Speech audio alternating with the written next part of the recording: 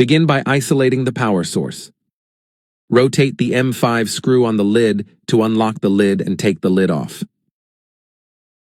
Remove the 4 M5 bolts.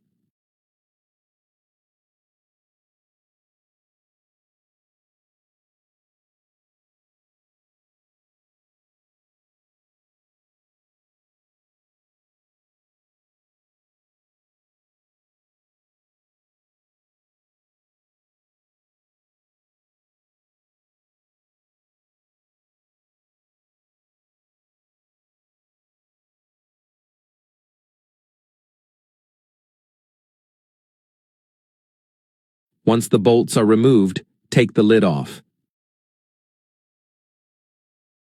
Place the new lid on, reattach the lid by screwing in the 4 M5 bolts.